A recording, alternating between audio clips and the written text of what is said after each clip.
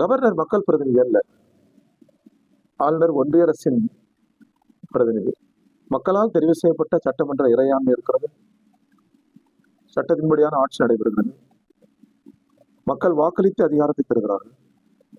இந்த அதிகாரத்தின் மீது ஆளுநர் ஏறி அமரக்கூடாது. மக்கள் அதிகாரத்தை சிதைத்து விடக்கூடாது. ஆளுநர் சட்டப்படி நடந்து கொள்ள வேண்டும். அவர் ஒன்றிய அரசின் பார்வையாளர் தான், அதிகாரம் படைத்தவர் அல்ல. அவர் நியமிக்கப்பட்டவர், முதல்வர் தெரிவு செய்யப்பட்டவர். கடந்த முறை ஆளுநர் நடந்து கொண்டது போல் இம்முறை ஆளுநர் நடந்து கொள்ளக்கூடாது. அது இந்தியாவின் கூட்டு சேவையை சிதைக்கும், நமது சட்டத்தின் ஆட்சி முறைக்கு நெருக்கடிக்குள்ளாக்கும். அதான் எங்கள் கருத்து.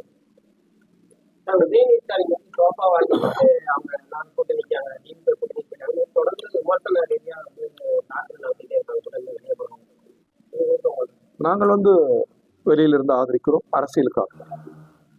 மக்கள் அளித்த தீர்ப்பு, அதை நாங்கள் மதித்து அமைப்பாக அரசியலாக எடுத்த முடிவு, ஜனநாயகத்தை காப்பதற்காக எடுத்த முடிவு. 100 ஆண்டுகால வரலாறு. எங்களுக்கு அருகில் சோபா வந்ததில்லை, கல்லாப்பட்டி வந்ததில்லை என்பது நாட்டு மக்களுக்கு தெரியும், அவருக்கும் தெரியும். தொழில்துறை அமைச்சர் ஒரு அரசு பள்ளியில போய் பிள்ளைங்க இங்கிலீஷ் அவரை போய் அரசு பள்ளி இழிவுபடுத்தாரு, இல்லை அவங்களுடைய தனியார் பள்ளிக்கு வர மாதிரி அதை தவிர்த்திருக்கலாம். ஆங்கிலம் மொழி அறிவல்ல, அறிவை வளர்க்க அது துணை புரிமை என்று. ஆங்கிலமே அறிவல்ல, தமிழ் தான், தாய்மொழி தான் உரையாடலுக்குரியது, சிந்தனைக்குரியது, அறிவுக்குரியது. எனவே தாய்மொழி தமிழ் மொழியை வளர்க்க அவர் உரையாடல் செய்திருக்க வேண்டும், அதற்கு துணை புரிய வேண்டும் அன்றி குழந்தைகளிடம் அந்த ஆங்கில உரையாடலை செய்திருப்பதை தவிர்த்திருக்க வேண்டும் என்பதுதான் எங்கள் கருத்து.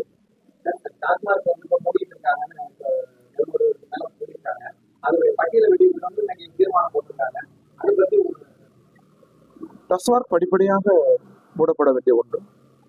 மது பழக்கம் இல்லாத ஒரு தமிழகத்திற்காக நாம் அனைவரும் சேர்ந்து பாடுபட வேண்டும். ஆனால் யதார்த்தத்தில் படிப்படியாக தான் அது முடியும். டாஸ்மாக் கடைகளை மூடி மணமகள் மன்றங்களை அதிகரித்து விடக்கூடாது, அது இன்னொரு வகை ஆபத்துக்கு இட்டுச் செல்லும். எனவே தற்சார்பில், தன்னியல்பில் நம்முடைய சிறு தொழில், பண்பு தொழில், மரபு தொழில், குறுந்தொழில், இந்த தொழிலுக்கு ஒன்றிய அரசு, மாநில அரசு கூடுதல் கவனம் செலுத்த வேண்டும். தற்சார்பு வளர்கிற போது டாஸ்மாக் போன்ற நிறுவனங்களிலிருந்து லாபங்களை, வருவாயை எதிர்பார்க்கிற அந்த சூழல் முடிவுக்கு வரும்.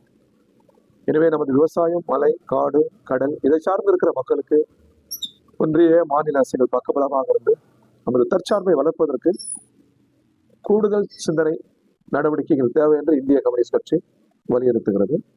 வருகிற ஆகஸ்ட் 6 துவங்கி 15 வரை இந்தியா முழுவதும் நடைபெற இயக்கத்தை நாங்கள் மேற்கொள்கிறோம்.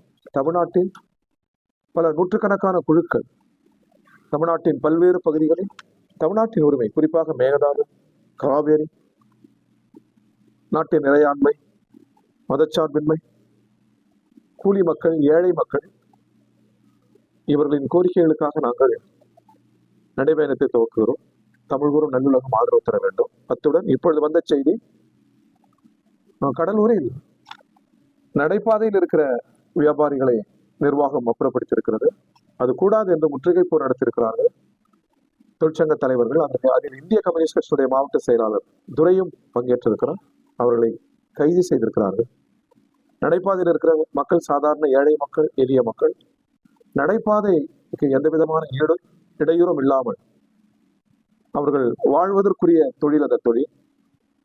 எனவே அந்த தொழிலை அரசு முறைப்படுத்தி அங்கீகரிக்க வேண்டும். ஏழைகளை அப்புறப்படுத்தி விடக்கூடாது. அவர்களுக்காக குரல் எழுப்பினால் அவர்களை கைது செய்வது என்பது ஏற்புடையதல்ல.